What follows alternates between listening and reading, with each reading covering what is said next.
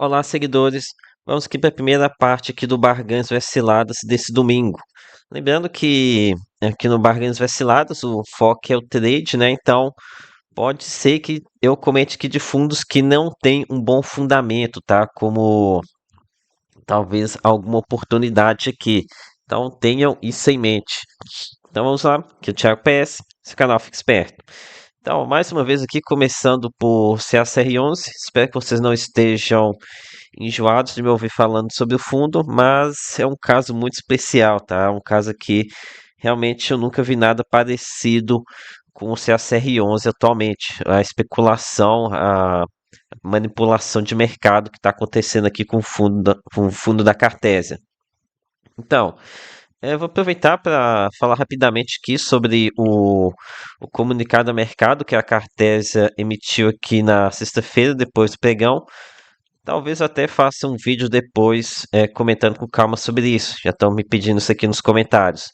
Então, aqui basicamente eles desmentem o Marcelo Faia, sei lá como é que fala, e que desmentindo que as garantias estão constituídas, assim como eu mostrei no meu vídeo da sexta-feira, e que não existem questões ambientais relacionadas aos empreendimentos da carteira. Algo que eu também tinha comentado, né? Já que ele coloca uma data aqui para o empreendimento Santander ser lançado no mês de novembro de 2025, o que me fez entender que provavelmente a questão ambiental estava resolvida, né? Então, nesses primeiros dois pontos, ele desmente esse analista, né? E ele também responde aqui no ponto 3 algo que não vejo muita gente comentando, que seria essa questão aqui de waivers, né? Ah, aqui acho que nem vejo muita gente comentando mais esse ponto. Acho que o ponto mais delicado e que ele ignora é a questão dos aportes subsequentes em um ativo que está parado, né? É um ativo que já recebeu quase 100 milhões de reais, está aqui praticamente somado, só fez a terraplanagem e o gestor segue aportando, sendo que a gente não vê nenhuma obra saindo do lugar. Isso aqui ele não comentou nada, né? E isso daqui é uma coisa meio chata, né? A gente não ter a resposta para isso. E que no quarto ponto ele não reafirma a expectativa da gestão, aqui ele reafirma que está tudo ok, né? Mas não adianta apenas colocar declarações como essas.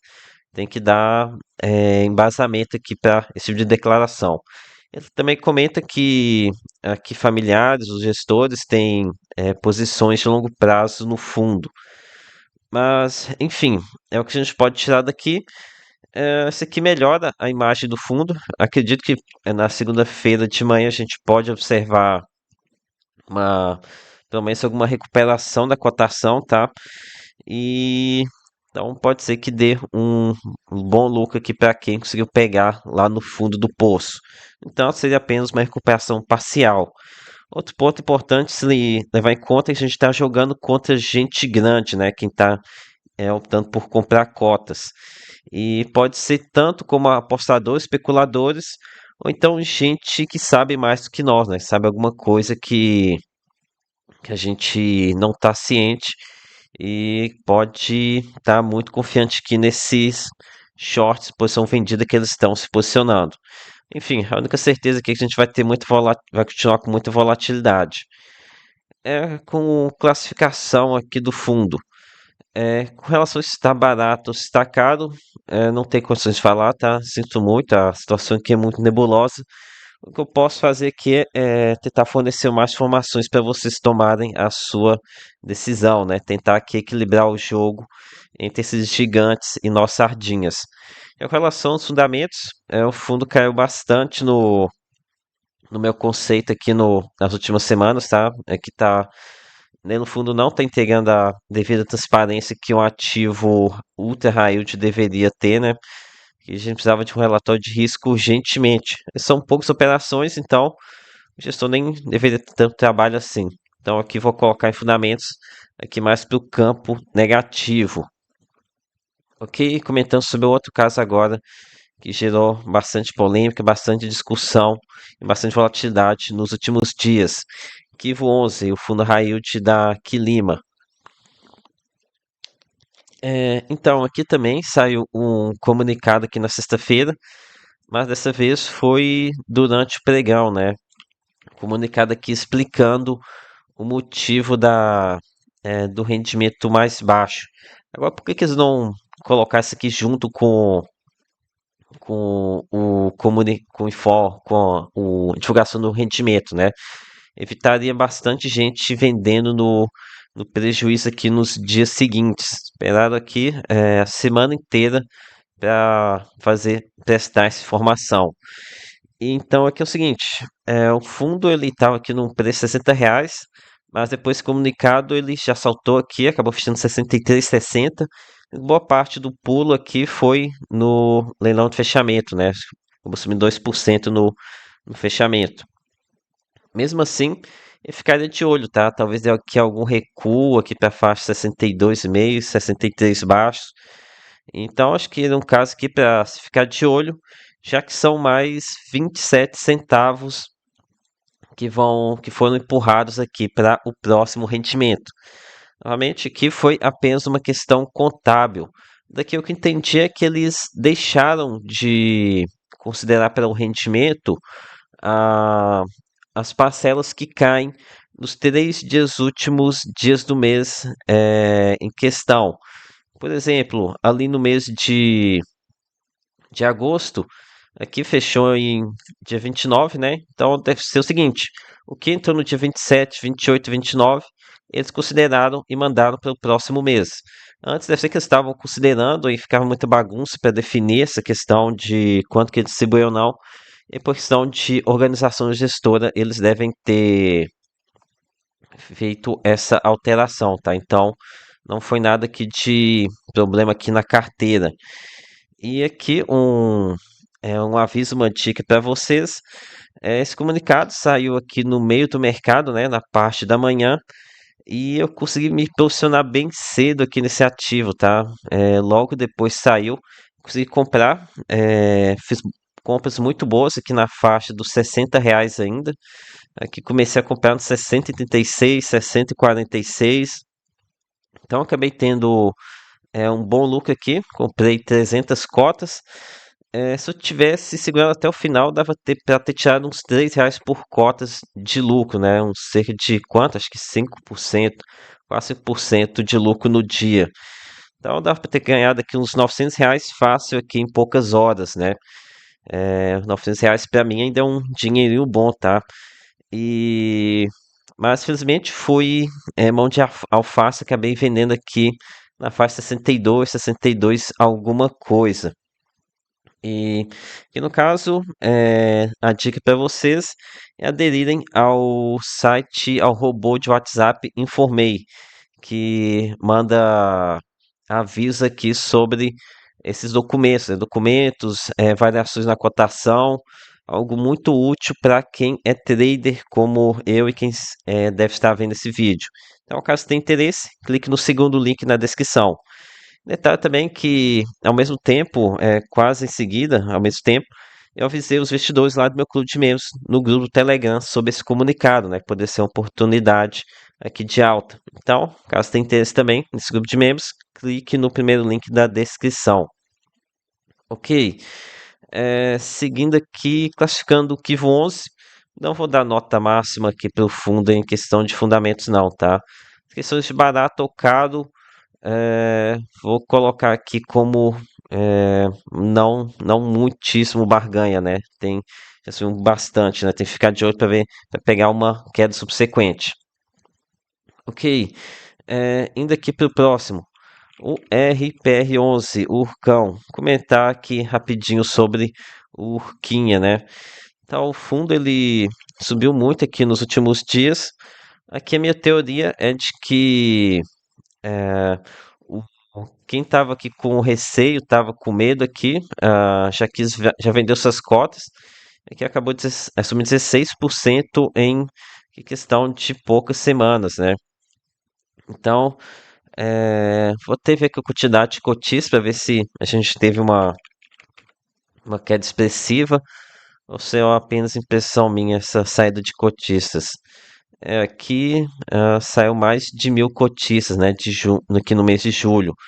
Então, realmente, aqui uma queda bem acelerar de cotistas, ainda assim sobraram 69 mil cotistas. Então ainda tem muita gente acreditando no fundo. E aqui o motivo desse salto, acho que é óbvio que está relacionado com a questão da live, né? Acho que desde que foi divulgada a live, que foi aqui quando que foi? Foi na noite foi na noite de terça-feira, não me lembro. Mas desde então, o fundo começou a subir com ainda mais força, né? Que na verdade isso começou no dia 14 de agosto, quando bateu R$ 32. Enfim, é, aqui os elementos que da live que trouxeram otimismo aqui para o RPR11 foi o final da live. Quando alguém perguntou para o gestor como é que ele via o fundo em 6, 24 meses, quando ele disse na parte dos 2 anos, ele falou que espera que o rendimento já esteja normalizado daqui 2 anos, ou seja, já esteja conseguindo distribuir por volta de R$ 1 por cota. Enfim, não seria a primeira vez que o gestor faz uma promessa, né? Várias vezes ele já fez promessas e não cumpriu. É, mas se dá para acreditar agora dessa vez, é algo difícil de se falar aqui em apenas um vídeo, tá? Vocês vão precisar maratonar meus vídeos aí para ganhar um pouco de é, ciência do que está acontecendo aqui com o fundo. Estar ciente que não vai sair nada de bom aqui nos próximos 6 meses. Próximos 6 meses vai ser esses 40 centavos, um pouquinho, talvez um pouquinho para mais, 45, talvez 35 centavos aqui no em outubro por conta da deflação. Então aqui a classificação de RPR11, acredito que esteja muito barato aqui nesse preço atual ainda, mesmo após as altas. Com relação a fundamentos, com certeza aqui fica lá embaixo, né? O gestor fez muita lambança mesmo. Então aqui falei de 3 fundos high yield, né? Sendo 2 ultra high yield. Agora eu vou baixar um pouco aqui o nível de risco. Falar aqui sobre CACRE 11.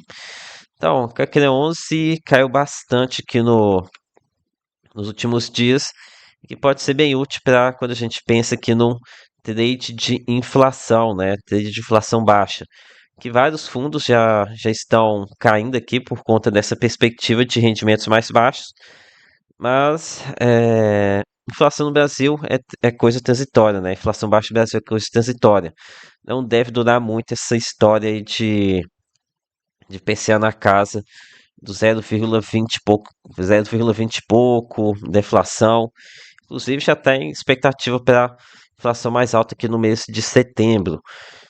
Lembre vocês que a CRE11 tem uma defasagem maior, então vão ser 3 meses ainda de rendimentos mais fracos. Pelo menos não é nada catastrófico, igual a gente observa em Canip 11.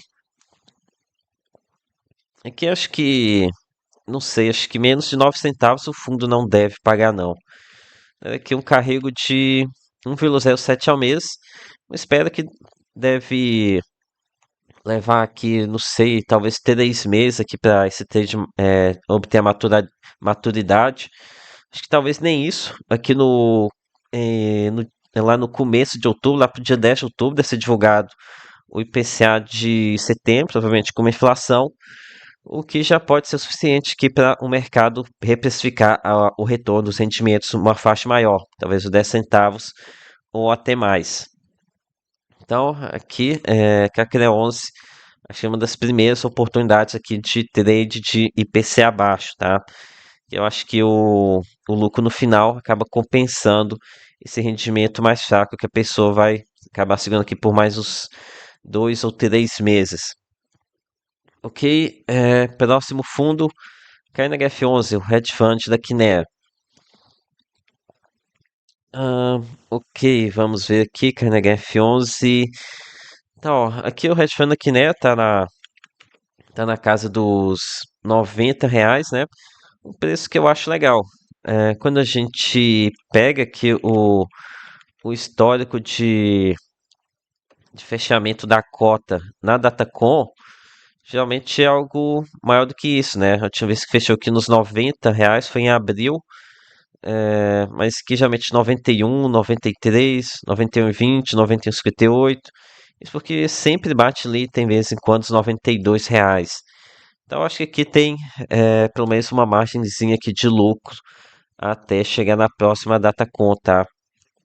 Aqui não seria um lucro gigantesco, mas também o tempo aqui de maturidade não seria muito alto. Então aqui cai na HF11, outro fundo com bons fundamentos e acredito que esteja barato. Então foi isso, galera. Peça seu like, se inscreva no canal, faça parte aqui do clube de membros, principalmente no nível prêmio, que você tem acesso ao grupo do Telegram. É isso. Lembre que nada aqui é recomendação de compra e de venda. E até a próxima.